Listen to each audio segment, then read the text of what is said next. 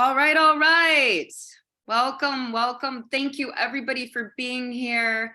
If you're just coming in, can you turn off your video for us, please? Thank you. Yeah, it's hi. That was great. If you're just coming in, stay muted, video off. We'll have a really clean recording. And so happy you're here for Maiden Mother Crone, Conversations on Aging. Anna's stoked. And, I don't think she really needs introduction, but I will just say, if you're not familiar with me, Anna's been my teacher, I'm going to cry, since I was like in my 20s. I met her at a very tumultuous time in my life. And she's been my teacher and my mentor and my friend for a long time. And Anna is someone I learned about how to be embodied. I think this is part of what her genius is teaching embodiment. She's taught me how important it is to be a woman and to walk on the planet as a proud woman. I think that Anna, and you can jump in if you have something to say about this, but I think of Anna as one of the original yoga feminists. And I say this often, I feel like Anna revised modern practice by a woman, for humanity, but through a woman's lens, and really tried to take down a lot of the patriarchy and the dogma that was passed forward and taught women not to like themselves. And I think Anna has been deconstructing this for a long time. And I am very honored to know her and to walk the planet at the same time, and to be blessed with her knowledge and her insight and her wisdom. So one of the things I wanted to say is, it's a nice idea to say that we want society to honor the wisdom of our elders, but the work is ours to do. And we must embody this vision ourselves. And what Anna said while we were chatting is like, yeah, take something that's rotting and turn it into, what was the word? With aging, we have a choice. We can go down the road of rot, or we can choose to go down the road of wisdom keeper. And I find wisdom keeper a lot sexier than rot. That draws me. And that's what I'm hoping you, as you're listening, and as you and I are talking, Erica, that you'll make these choices of moving into becoming a wisdom keeper, as not only for your own sanity, but for the people that surround you will be blessed by that. They are not blessed by you choosing to rot. Then you just become another piece of trash in the human river.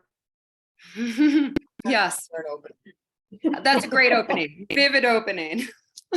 So I have a little story to tell to kind of contextualize the conversation, which is, I feel like I've been with you for so long, and I've been bouncing around this body embodiment, body positivity realm for so long, that I've almost become unaware of how folks are still thinking about it, how women are still thinking about aging. And the story is this, that a close friend of mine went through menopause and then gathered some other women friends to celebrate this. And I was lured a little bit into thinking that she had kind of decided that getting older was like a wonderful thing. So we're walking to the restaurant to have the celebration, and I say very casually, kind of playfully to her, like, so how you feeling about being a crone now? And her recoil around that word was so violent and so strident that I was like, oh, wow, I really just stepped in it. And it alerted me, crone is a funny word. Wisdom keeper is a very different sort of framing.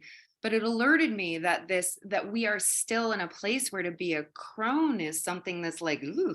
And I thought about that deeply for a while. And so my first question to you is, I titled this talk, Maiden, Mother, Crone. And I was wondering if you would share with us your relationship or your reactions even to each of those words?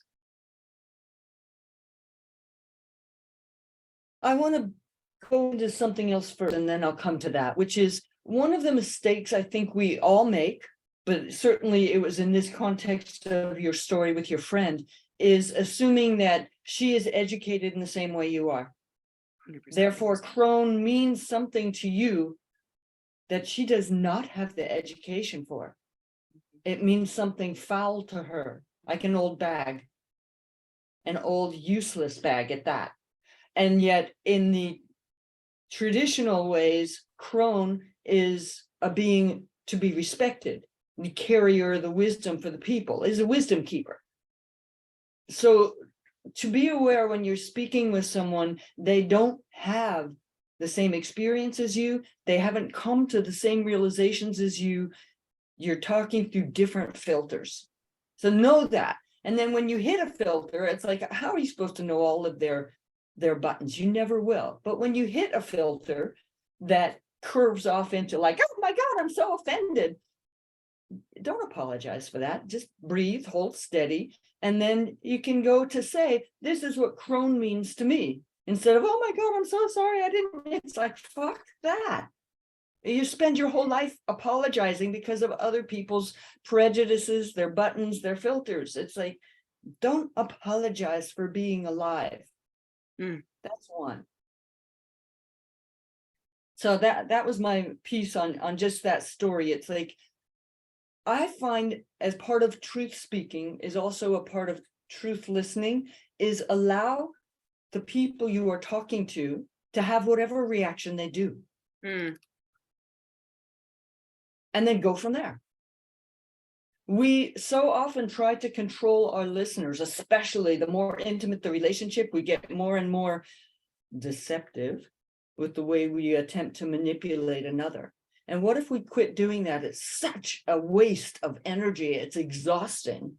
And one of the aspects of as we get older is we don't have as much energy, so we think, to waste. And hopefully we get wiser and we make better use of it.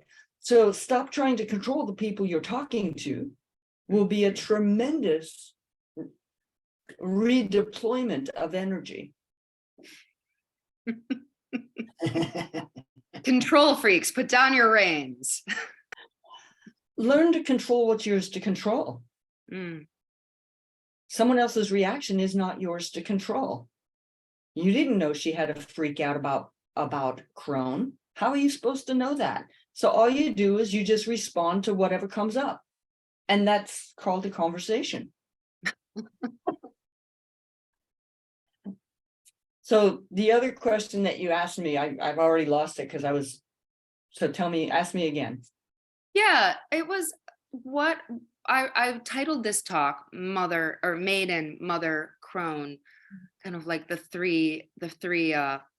fates, right? But also as articulating archetypes of across time. And I wondered what your relationship is to those words and what your reactions are to those words. So I'm kind of like I just like splayed Crone out on my friend and she had a hissy fit. And then I was like, ah, and then we all were having a hissy fit.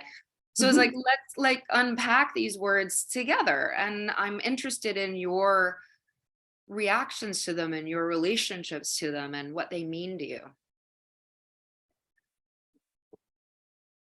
Those are not words that I use as principles. Okay. Like instead of Crone, the word I'm more inclined to use is wisdom keeper, for example, or maiden. It's like, if I think of these words, maiden would just be a woman that has not given birth.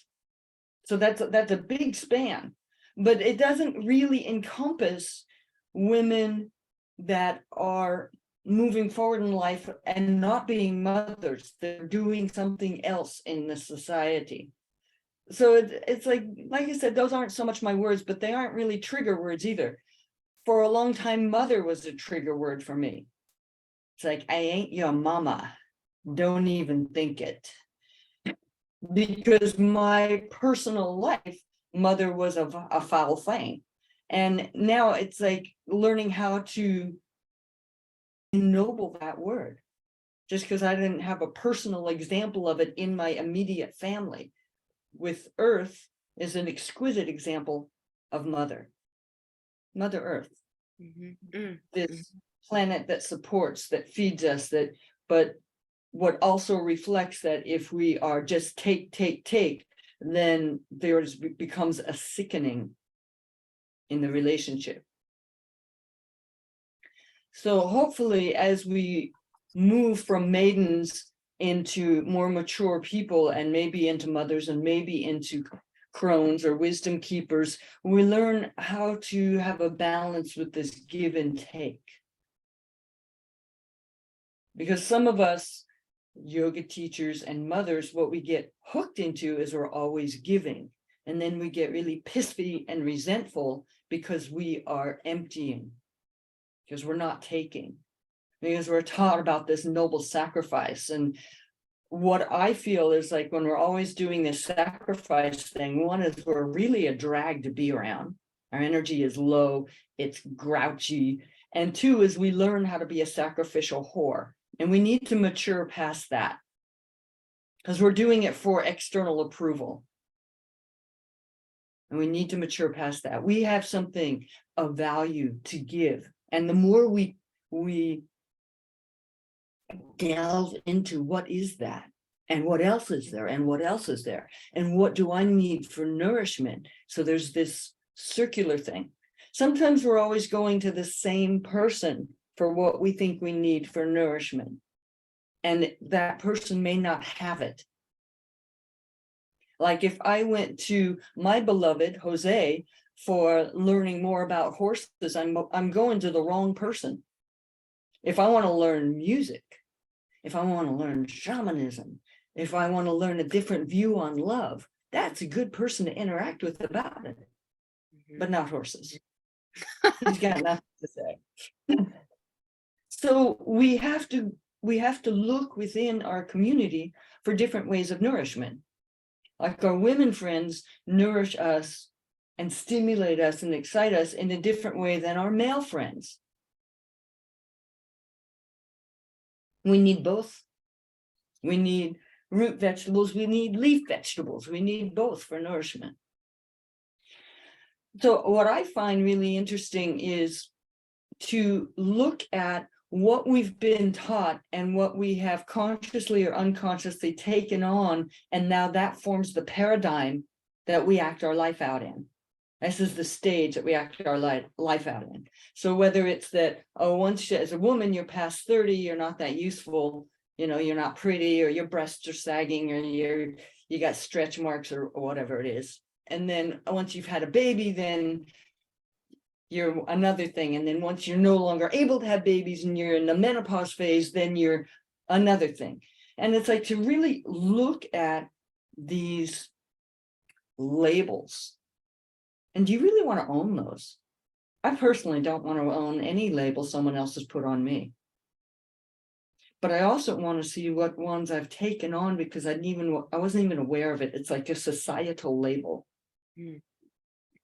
And to take the introspective time to examine what you've taken on. And I'll give you a different label. Because a lot of our people in the Forrest Yoga community come with wounds.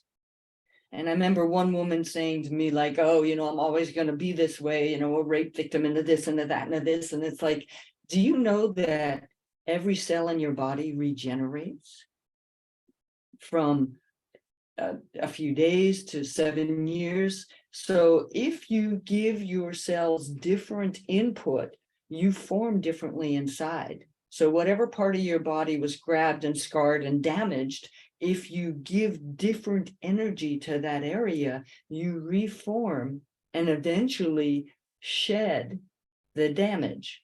But if you keep re-imprinting the damage, then that's the paradigm you continue to create, that you live in.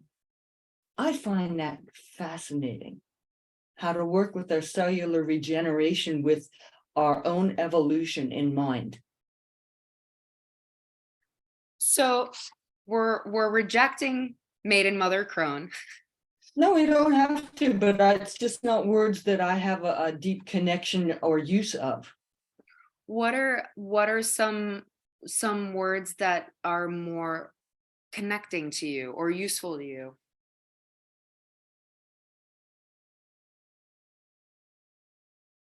Well, for the people that are in the crone mode or moving towards it, or just fearful about aging, like I remember one woman saying to me, "What are you going to do when your tits sag?"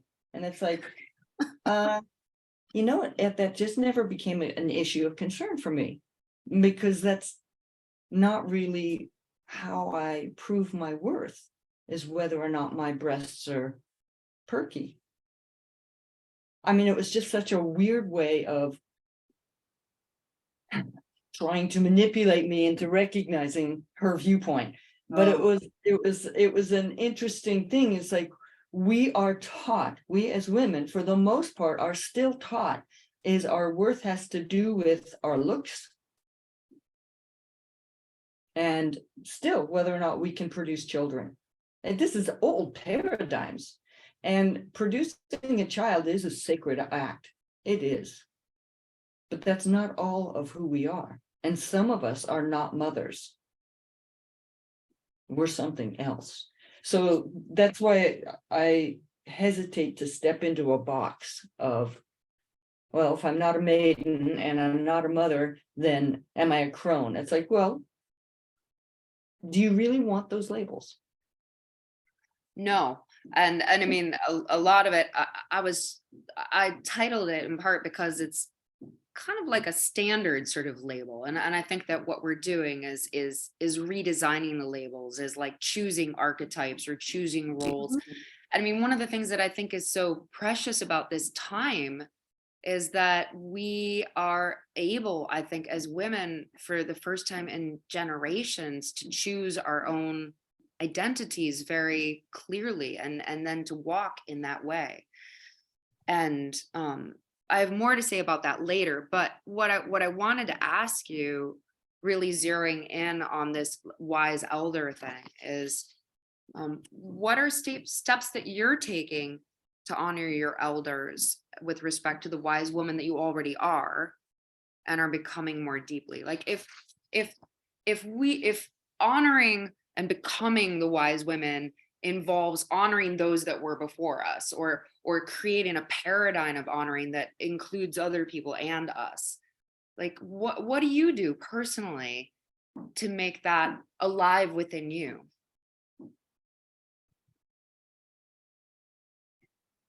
I teach for a living. So I have to glean through my life experiences and find what's worth passing on. Mm, And that's what a wisdom keeper does. mm, That's why usually a wisdom keeper is an older person, is because they have to accumulate a certain amount of life experiences, mistakes, learning from the mistakes. Some of us get really devastated by the mistakes that we make, especially heart mistakes, like, oh, I hooked up with this man, or I hooked up with this woman, or I hooked up with this, whatever it was, another human being, and got my heart broken, got ripped off, got this, got that, and I'm so stupid. It's like, no, you just went through relationship university, and you get to choose when you graduate, when you bring that to an end. So instead of beating yourself up about like, oh, I was so stupid, it's like, that was an education.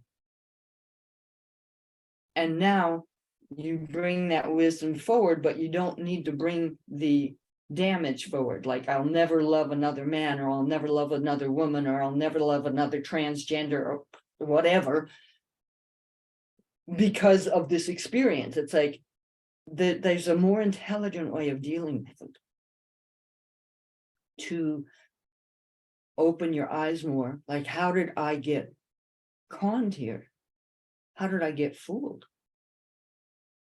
And often what we end up doing is creating more of a war between our mind and our heart. This is a mistake. mm.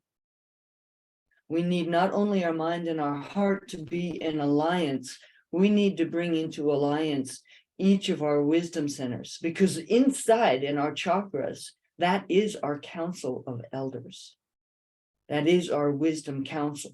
And so the more that we learn to function each day with our chakras in alignment and responsive in our life, the wiser we will become. But also making a choice, like, how do I walk today in a wisdom way, in my wiser self? And it becomes much more fun. Then when you make a meal, it's like, I want to eat in a way that will feed my luminosity, not make me feel fat, stupid, and constipated. I mean, it seems really obvious until we hit into our addictions where we get our most stupid.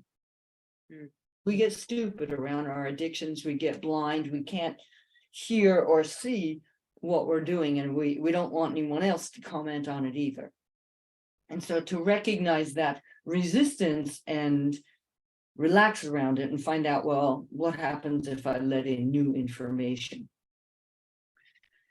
So being willing to not be so careless with your life force, it's precious. So example, here's a really basic one. Stop poisoning yourself. How? What do you eat? Do you eat food that comes out of cans all the time?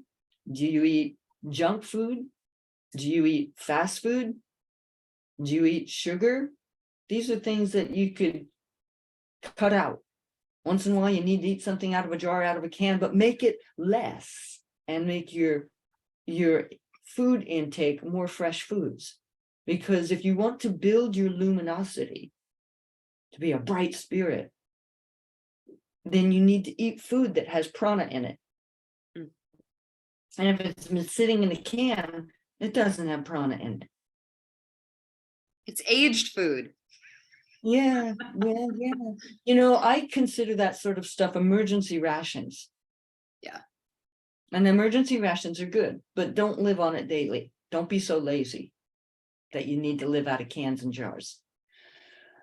Let me stay with stop poisoning yourself. Track your poisonous thinking and cut it out. I'm too fat. I have a wrinkly face. I'm ugly. I'm stupid. That person is a blah, blah, blah, blah. So poisonous thinking, the way you degrade yourself and deplete your energy on a regular basis. So a wisdom keeper begins to track this foulness and starts moving it out. It's like, oh, wait, I call it the formula for change. You catch it like, oh, there's my usual thing. Like, I can't do this. I'm never going to be enough. You know, we have a lot of favorites that we degrade ourselves with. And so starting to catch it. What's the next step? You take many deep breaths and that helps you reset your energy and you choose differently. So I'll give a personal example. You know, I'm doing this. I'm starting to learn music. I'm starting to learn how to play a keyboard. I'm 66 years old and I'm starting to learn this. And my own stuff comes up like this, like I'm never going to get this. It just sounds like plink, plink, plink noise, blah, blah, blah. And then as soon as I catch it and stop indulging it, it's like, take some breaths and give myself the grace of learning, making mistakes, because mistakes is where you learn. But also just enjoying the process, like I'm making noise on a keyboard instead of, oh, this doesn't sound good. It's like, I have a quote on my keyboard that came from a Native American grandfather. He was talking to his grandson about getting out and doing one of the old dances, one of the ancient dances. And the kid was really scared because it was in front of an audience. And he said, be brave and go out and do it. And then you'll get good at it. Be brave enough to do it. And I really like that. It's like, yeah, I can do that. I'm brave. So stop poisoning yourself. Yes. Thinking, food, whatever it is you intake. Check out what your water is. If you're drinking water with fluoride, get clean water. Don't drink fluoride. It's poison. Don't do drugs. They're poison. Oh my God. We are such a drug culture right now. And it's really terrifying for me to see someone I've known for years and see the light come out of their eyes, that there no more is light in their eyes because of the drugs they've taken. So, my friends, be aware of what pharmaceuticals you're on that you think you have to live on, and start weaning yourself carefully off of them. Oh, I'm depressed, I have to have this drug. It's like, the drug is not going to cure your depression. Pharmaceuticals do not cure, but they do make you disconnected and makes it really hard to connect to your authentic self and your spirit. So that's an example of poison. Yeah. So what I'm hearing is taking some of the practices that we've been taught in forest yoga, and then actually like kind of honoring them all over again. They're life practices. These are steps to becoming the wise person who I want to be, the wise elder I want to be. Yes, but people also need to find out, how do they get enchanted with this? So it's also a process of fulfillment. Like, what turns you on? And practice that. Many people that I talk to, especially during this whole lockdown time, instead of using the time to do more yoga, they've just collapsed under the fear of it. So regardless of whatever your excuses are, you need to do yoga. You need to move your blood. I don't care what your excuses are. They're bullshit. Is that very, very clear? They're bullshit. Whether it's your children or your work or your depression or la. Bullshit. You are made to move your blood. That is how you regenerate. You need to breathe deeply. The more you can walk in nature, the more you'll begin coming into an authentic place of reaction and responding. Recognize when you're running a racket on yourself, and then stop lying to yourself. I can't because it's like, yeah, bullshit. Find out, what can you do? I can't sit down at the keyboard and do a 3-hour practice. I can't. I'm not there yet. But 2 or 3 times of the day, I can sit down and play for about 10 minutes. And then my hand hasn't had enough because it's had injuries in it. And this is just such a new move. And I have to give it a rest before I work it again so it doesn't tweak and it gets stronger. So assessing that. You may think, I have to do a 3-hour yoga practice, but you haven't carved it into your day, nor do you have the discipline for that yet. But can you make a honest, honorable commitment to do 45 minutes every day? Doesn't matter if you feel good or not. Do it anyways. So being more committed to the things that brighten your spirit, that regenerate you, instead of being committed to your rackets that depress you. This is a big shifting in priority. And it is a skill because our neurosis is so seductive. And so this is where Formula for Change comes in. It's like, oh, I'm running down that neurological pathway of depression or of being the victim or being crippled or whatever it is. I'm never going to be good enough. I'm damaged goods, whatever your favorite racket is. And then when you stop, you breathe, and it's like, today I'm choosing to carry a different energy than this. And then you focus on what the energy is, or whatever you're doing. Change what you're doing.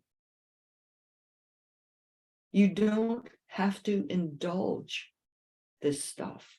And the less you give it energy, the less it haunts you. Amen. Can I have 4 total like sort of categories of questions, and I have 3. We've hit 1, but I have 3 more to go. Let's go. What's the next one? The next one is just sort of like anecdotally again. I want to talk about some of the material attributes of like of you and I. And you and I have had long hair forever. Long hair forever, right? Yes. And we've braided our hair together, we've brushed our hair together. And it's interesting, right? Because I was talking to a friend of mine sort of about like perceptions of femininity. And for a while I was like, I didn't want to be perceived of as feminine. She was like, well, why have you never cut your hair? And I was like, that's a very interesting question. But this is a little bit more specific to aging, which is recently I was like, I want to put some gray in my hair. And so I went and I bleached it and then I dyed it gray. And universally, when I tell people I'm putting gray in my hair, the reaction is horror. Horror. Like, why would you want to do that? I was like, because why not? I'm like blending the gray. I have a little gray up top and I'm blending and it's sort of fun. But it also is just like such an interesting thing because for women, our hair is so something. It's so tied to our identity. And I've never actually asked you about your hair. Like, have you ever not had long hair? I have a picture of when I was somewhere between 7 and 9 where my hair was cut there, about that short. But I like long hair. I like having a place for the wind to live in my hair. So that's part of what I love about long hair is like here, there's a place for the wind to live in it and to move it. And I don't see any reason to cut it. That isn't something that attracts me. Fair, I like my hair. fair. And it is silvering up all on its own. Mhm. Yeah, I mean, mine is too. I mean, this might be it. I mean, my dad died when he was 56, and this is probably about as gray as he got. But, this might be it. I don't know. But I think it's interesting too, because there is like a sense of like, I've heard like age appropriate hair length, which is sort of interesting. Like, I know you just rolled your eyes and I'm sort of there too, but it's like, but it is, we do, even if we push back against those sorts of things, it's like, it's out there. It's out there. Like, what sort of, what does a wisdom keeper's hair look like? And Depends on the interesting, wisdom keeper. huh? Depends on the wisdom keeper. Depends on the wisdom keeper. But and transitioning into my third topic, which is about witches. Witches are never pictured with cute bobs or short haircuts or ponytails. They always have long hair. And I've heard you talk tangentially about the witch hunts. And in my book and with my research, I did some digging into it in a book specifically. My source is called Caliban and the Witch, which documents the witch hunts and the impact that it had on the reshaping it had of women's roles in society, making women of power, taking away their power, as property owners, having money, midwives, and how during the witch hunts, the elders were systematically executed or typecast as witches. And I feel like for the first time in our human history in a very long time, we can talk about being a witch in a way that doesn't invite you being burned at the stake.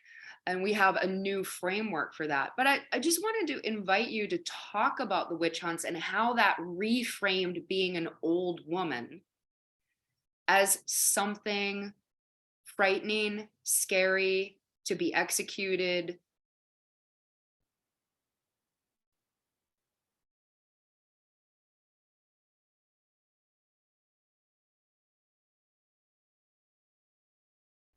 The burning times is something that left a deep scar in humanity. it was a religion gone into the most depraved mode that it could be, driven by greed of, as you already said, commanding and grabbing land. I mean, humans have done this to the indigenous people. They've done it to the women. They've done it to, England did that to Scotland and Ireland. And I mean, it's just part of the human insanity of grabbing from another person, claiming their property, claiming their body, claiming their life. That's part of the human sickness. So let's look at this whole thing. It isn't just the women. During the burning times, women were forced to betray each other. They were forced to say anything trying to stop the agony of the torture, and it didn't and wouldn't. We still carry that betrayal. We betray each other all the time with the way that we gossip. We are taught that women gathering, we're not allowed to do that, because when women gathered back then, when the witches gathered, it was a time of renewing the land and the fields and reconnecting to spirit and reconnecting to the clan. It was a time of strength. It was a time of disquesting. And all of these things makes a strong person. A strong person doesn't heal easily. So we now need to recognize that we have been shaped by this in the way we distrust each other and in the way that we betray each other. And that's something else to bring into our attention, to no longer let these times of insanity continue to dictate how we relate to each other, and start to choose to deepen the way we relate to each other, women and also men. What isn't very often mentioned, especially in the feminist circles, is the men that were tortured and killed who stood up against these crazy people that were torturing women, stealing their land, raping them, all those things. Many, many, many, many men attempted to defend. Some of them did successfully. Most of them were killed. Their numbers need to be honored and added into all of this. So what has also come up out of this is a deep, conditioned distrust of women to men. The men are going to do this terrible thing. They can't really be trusted. They can't be trusted with our sacred wild self. And you know what? If your man can't be trusted with that, find another man if you're into men. Find people that can be trusted and appreciate your sacred wild self. And if you've lost her, regain her. That's part of your work. If she has been crushed and turned into fertilizer, regrow her like a tree. But recognize you have this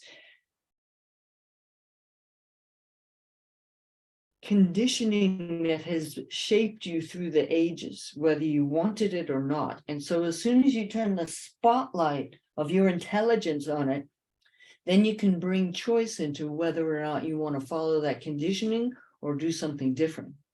Where it'll be easiest to track is trusting and not trusting. Does that mean you trust everyone? Oh, hell no.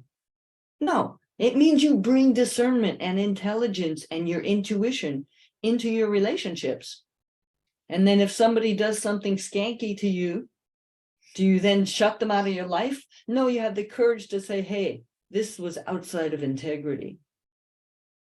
Now we have a choice here. We can change this interaction and build our relationship from here on out with integrity, or we can end this relationship. But know that almost all of us do stupid things or out of integrity things.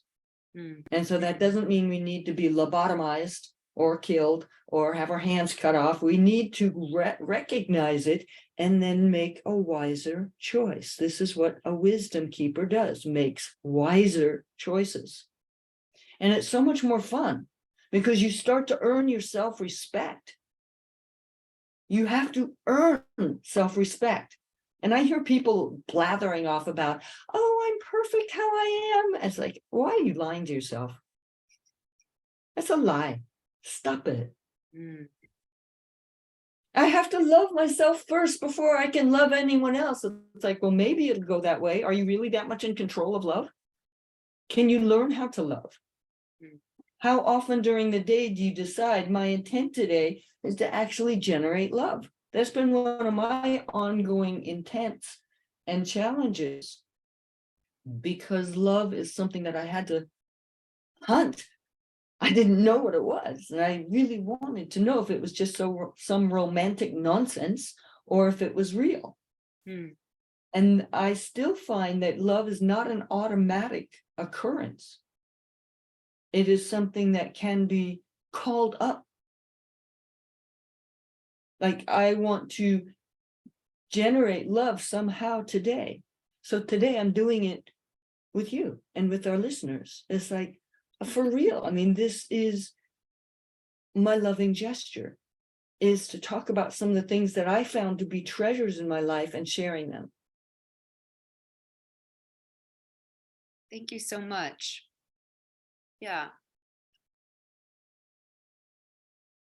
I think what you said about women learning to trust women, and I think that also has been so important in creating strong female friendships that create a fertile ground for us to get older, like, together, and trust one another as we get older together. It's like, oh, my friend is a wise woman. We're doing this together. And I feel like, yeah, I feel like it was erased so much. And do you see the chats coming in? The legacy of it. And it's one of the things that I really treasure about my Forrest Yoga friendships, actually, is when I was teaching once at Omega with Leslie and Denise and Kirsten, one of the feedback from one of the participants was, it's so wonderful to see women cooperating with one another. And I was like, oh my God, like, wow, we're getting loves here. All right. Yes. So we've talked about, before you go on, I want to yeah. just put one more emphasis on this, is that part of evolving ourselves is also becoming trustworthy, where we begin to trust ourselves. And again, I find women and men both, when they open up and speak about it, they don't trust their heart yearnings. And that needs to be changed. And we put weird conditioning on it, like, I want to be a painter, but I can't support myself that way. It's like, so don't support yourself that way. Just paint to unfold that creative beauty inside of you, and do something else to make your money, to pay your mortgage. Take, especially those of us that are starting brand new things, whether it's being a yoga teacher or being an artist or being a whatever, taking the financial burden of your life is not appropriate to put on that young unfolding being. So do whatever it is that earns your money and unfold this other part of yourself, but make it a priority. So this is also part of aging gracefully, is to take the time to unfold yourself in new ways in beauty. Take the time to deliberately seek out, I want to be touched in beauty or communicate in beauty today. So there's all this really scary stuff going on in life right now. Oh my God, there's a war, and it's a fake war, and it's this and it's that, and the shots, and la la la la la, all this stuff. And the more you ingest that, the more exhausted, depressed you get. So stay aware of what's going on in your world and create beauty and unravel and open your creativity and nourish yourself and find out what feeds your luminosity. Do these actions. Breathe deeply. Oh my God, that is crucial. Okay, now what is it? What you're going Well, to? I just want to say, like you answered something, like I would also wanted to ask you about, like, aging gracefully, and you just said aging gracefully is, right? Because I feel like aging gracefully is another sort of loaded term. It's like a euphemism for like defying age. It's like, to me, when I hear aging gracefully, it's like the commercial industries telling us that to age gracefully means to appear young as you grow old. But I love the definition that you just gave. And what I'm hearing is that part of being a wisdom keeper is to learn to trust yourself. Yes, but you need to earn it. And Yes, how do earn it. you Yeah. earn it? Through actions that build your trust and respect. Yeah. If you still are getting drunk on the weekends, you're being an ass. Get real. This is stupid action. Stop poisoning yourself. So it's like coming to terms with that. It's like, oh, but I'm a party girl. It's like, no, you're being stupid. Stop being stupid. I mean, serious. Oh, I'm laughing because yes, I'm right there with you. I'm laughing because also just the way that you describe it is adorable and so you, and I love it, and that's why I'm laughing. Yeah. It's not that complicated once we choose to take the filters off of our eyes. If you want to go out and have be in a party environment, it's like, go out and go dancing, but don't put any poison in you. Don't hook up with poisonous people. But it's like, to go on quest is so exciting. To go on quest, what it is that builds your luminosity, what it is that unfolds your spirit, what it is that teaches you about the great mystery that you hold within you. We know so little about who we really are. Find out who you really are. It is so much more than what you can conceive of. And that is fascinating. To get fascinated with the great mystery within you that you hold. Amen. Oh, you just soared high, and now I'm going to land it on some very basic yoga questions.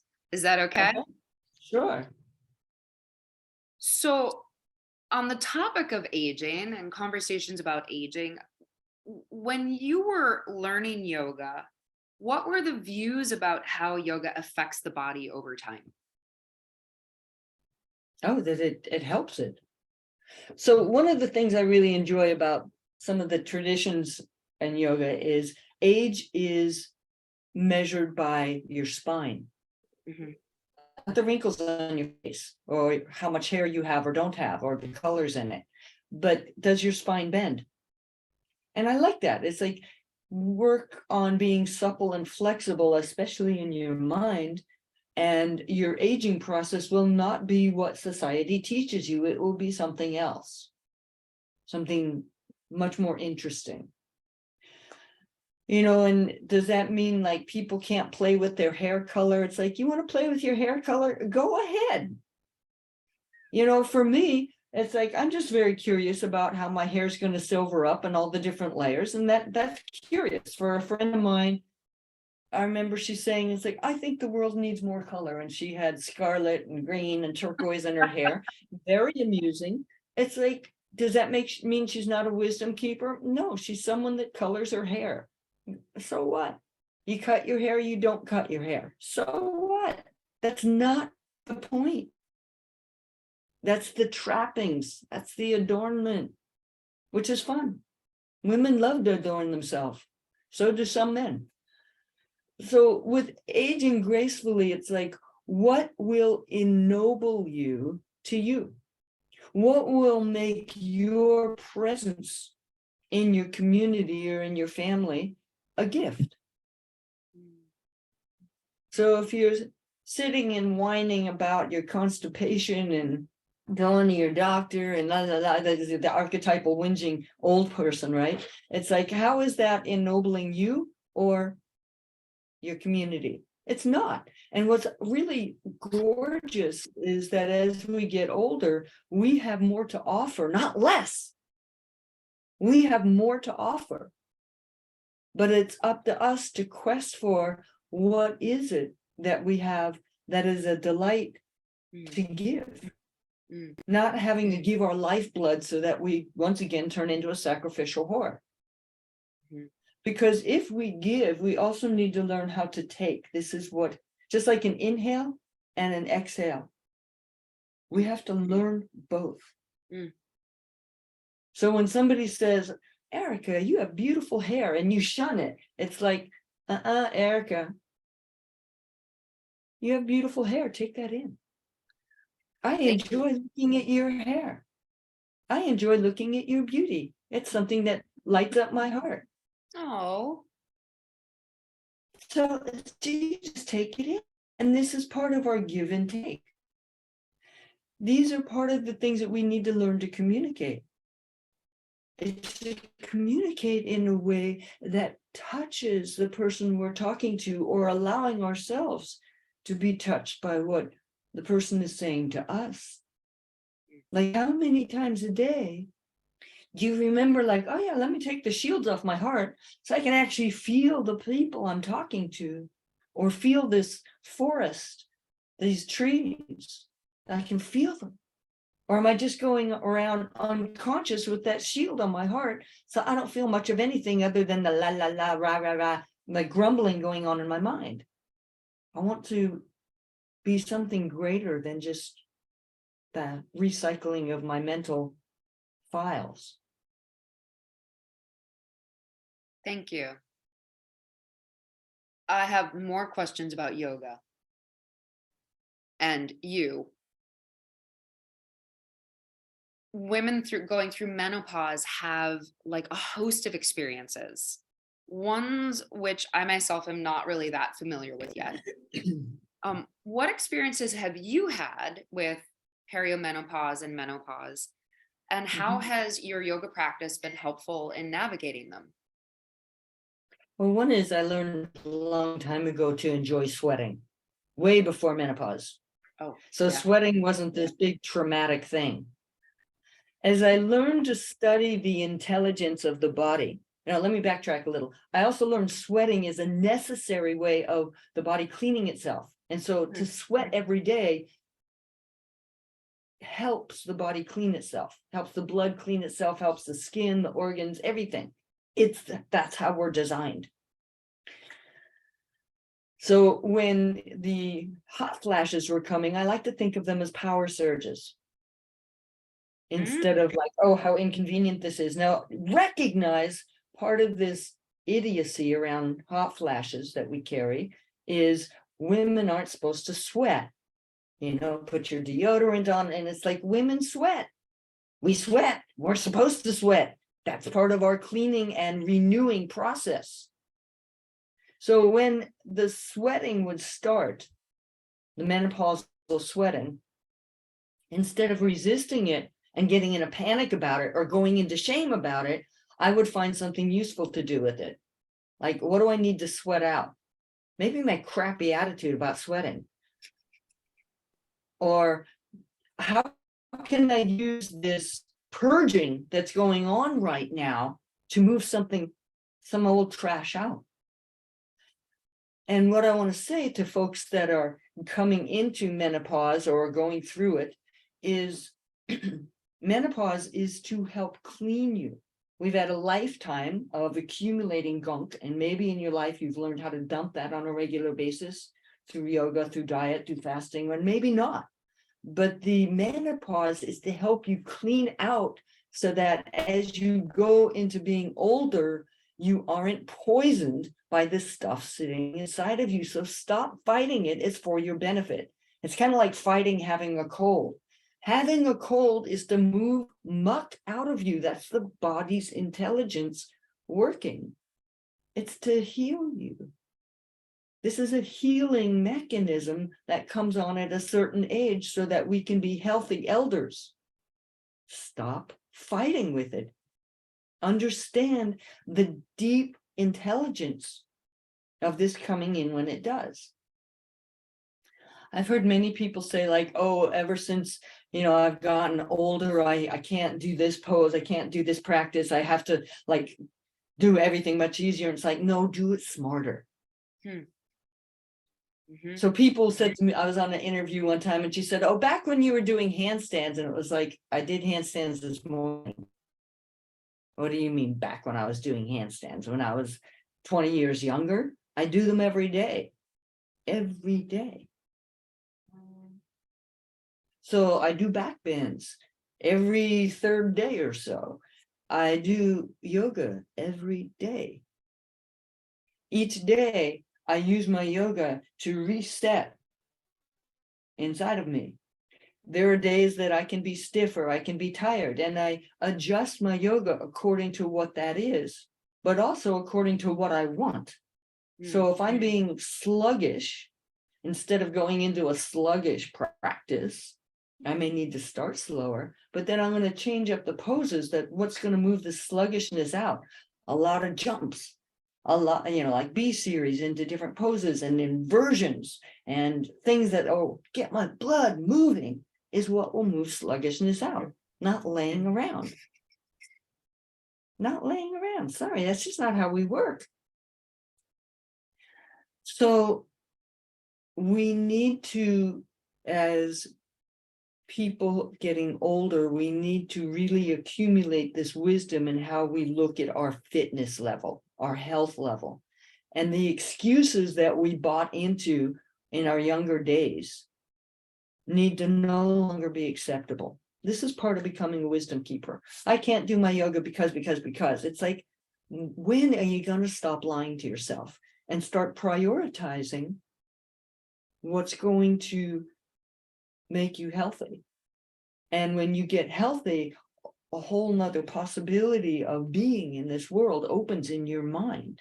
So as you get flexible in your body, also make the effort to be flexible in your mind and recognize when your thinking is rigid, or even worse, when your thinking was imposed on you by someone else and you just took it on as your own. It's like, that's kind of creepy. So part of being this wisdom keeper, part of aging gracefully, is to shed these old ways that don't work. The ones that do work and that you like, keep them. Keep them. So does that mean you can only do yin yoga from now on? It's like, no. You need to do practice on a regular basis. You don't have as much room for foolishness that you did when you were younger. You don't regenerate the same. This is true. But if you breathe, if you move, if you eat well, if you keep shedding the neurosis, you'll regenerate just fine. You will still regenerate your cells. But you don't have the room for being a fool anymore.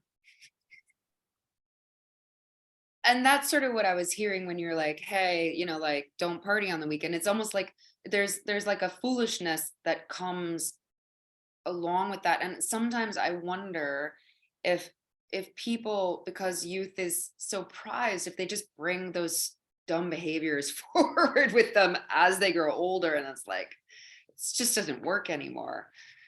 Oh, anyway, that was just me musing. Yeah. If people see like, the party mind, it makes them happy, it does this, it's like that. Okay, you want to be with a bunch of people having a good time?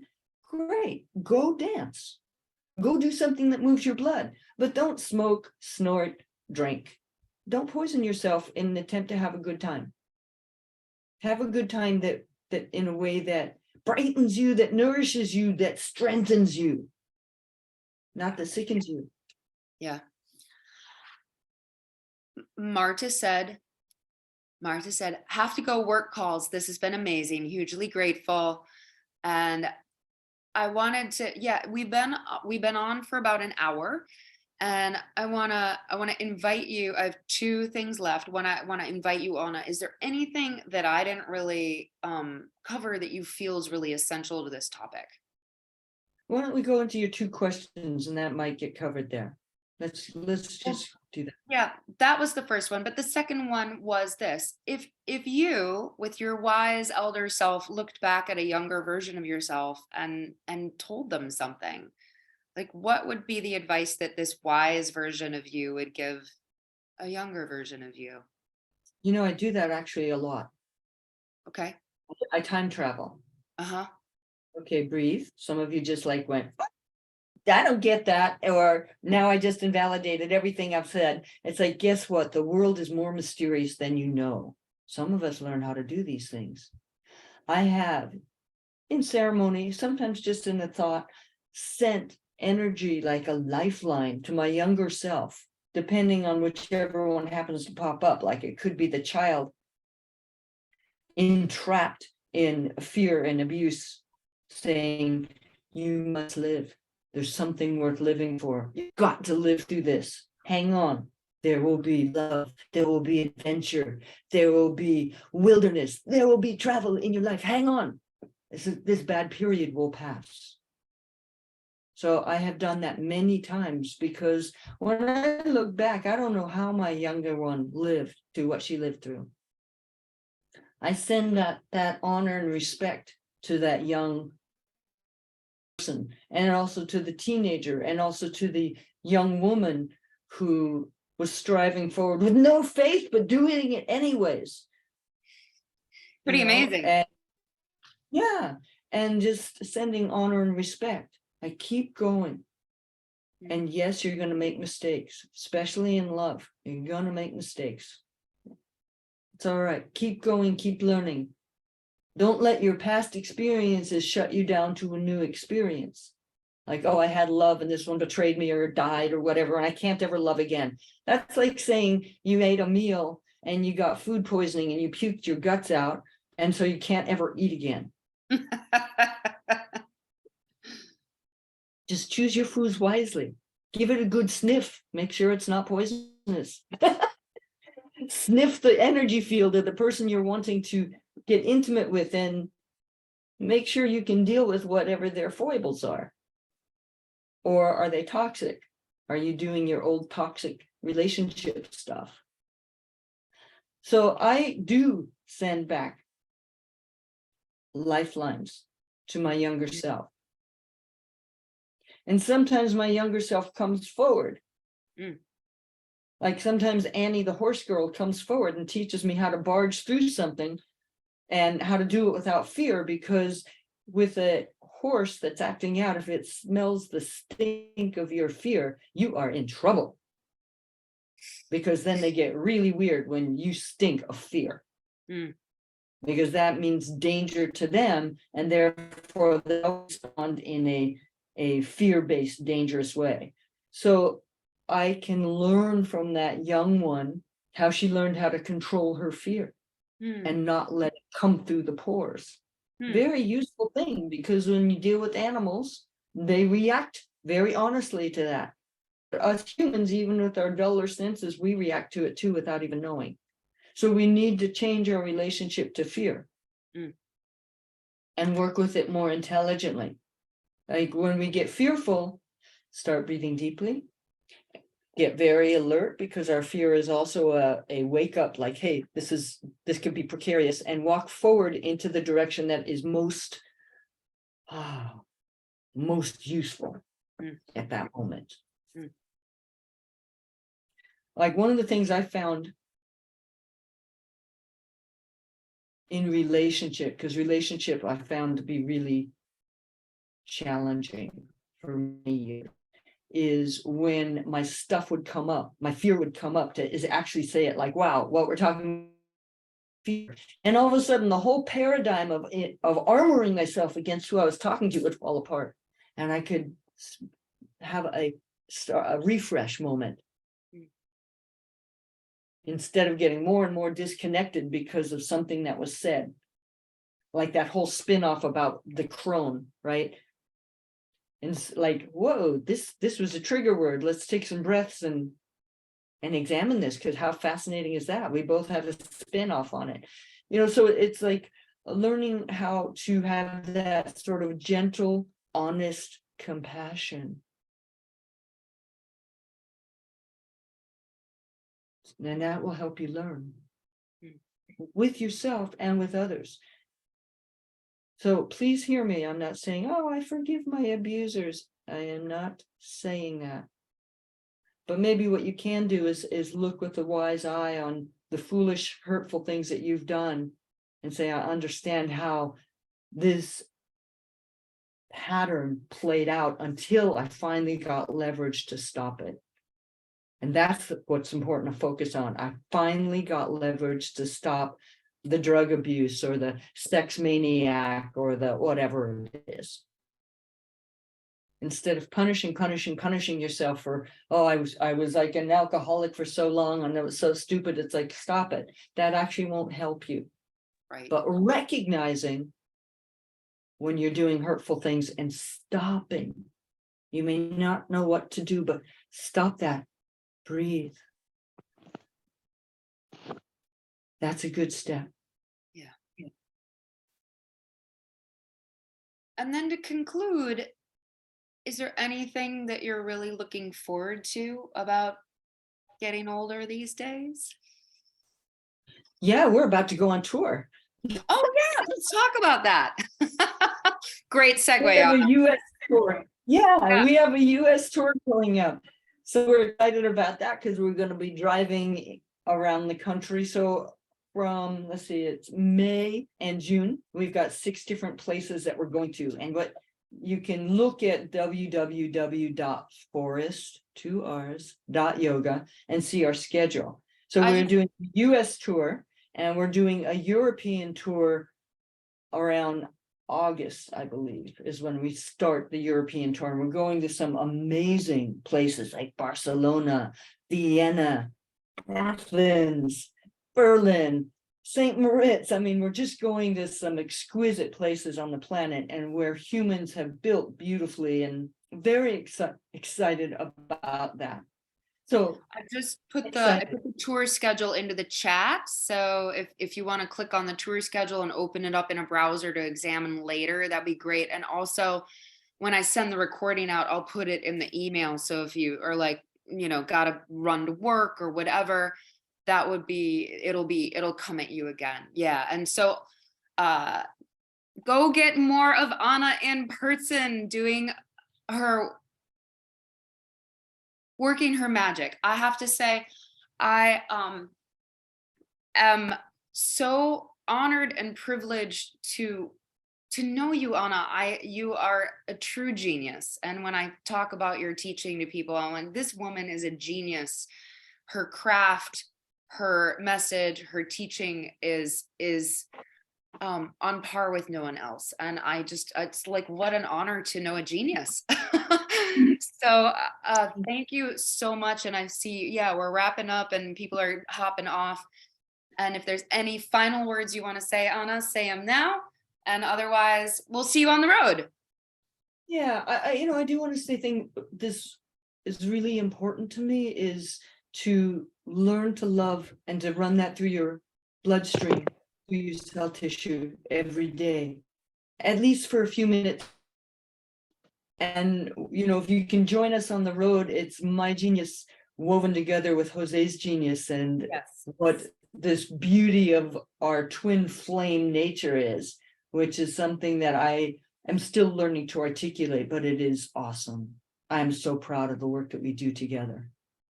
And I have to say, I've only spent a little bit of time with Jose, and every time I do, I am delighted and charmed, and I learn something. And so I really am so happy that he's working with you and helping you create another chapter of Forrest Yoga. It's really beautiful. Definitely. Forrest Yoga is evolving. Just like what we teach, evolve ourselves. We're evolving this beautiful discipline of Forrest Yoga. Yeah. All right, well, y'all, I'm gonna stop the recording, but I'm not gonna end the meeting just yet because I don't want to say goodbye to Ana. So I'm gonna stop the recording, and then maybe I will make a little dog pile, and y'all can come back on video and say hi and bye and all those things. Here we go. Recording stopped. Ana, thank you so much. We love you. Thank you.